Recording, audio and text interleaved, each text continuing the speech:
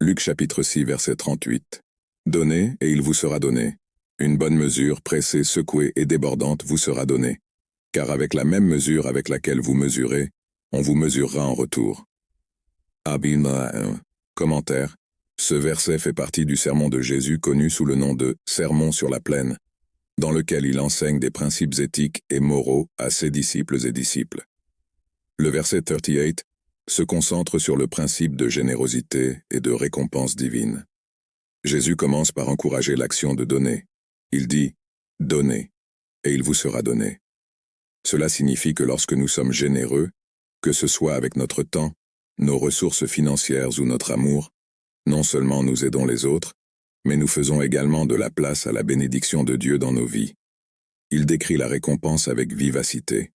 Il dit que nous recevrons une bonne mesure, c'est-à-dire que Dieu ne lésine pas sur ses bénédictions pour nous. Il parle ensuite d'une mesure pressée, qui est pressée et compactée, suggérant que Dieu multiplie abondamment ses bénédictions. De plus, la mesure est ébranlée, garantissant que rien ne reste et débordée, ce qui signifie que la bénédiction de Dieu dépasse nos attentes. Cependant, il est important de noter que ce verset ne doit pas être interprété de manière égoïste ou cupide.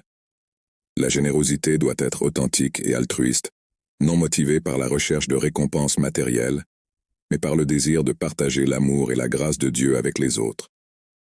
En résumé, Luc chapitre 6 verset 38 nous rappelle l'importance de la générosité et nous assure que lorsque nous donnons d'un cœur généreux, Dieu bénit abondamment nos vies, souvent d'une manière que nous ne pouvons pas prédire ou imaginer. C'est un appel à vivre une vie d'amour et de générosité, en faisant confiance à la provision divine.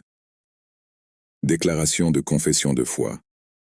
Seigneur Jésus-Christ, je confesse que je suis pécheur et que je suis séparé de Dieu à cause de mon péché. Je me repens de mes péchés et je reconnais le Seigneur Jésus-Christ comme le seul et suffisant sauveur de ma vie. Et je dirige à la vie éternelle et écris mon nom dans le livre de vie. Amen. Éphésiens chapitre 2 versets 8 et 9. Car c'est par la grâce que vous avez été sauvés par la foi, et cela ne vient pas de vous, c'est un don de Dieu. Cela ne vient pas des œuvres, afin que personne ne puisse se glorifier.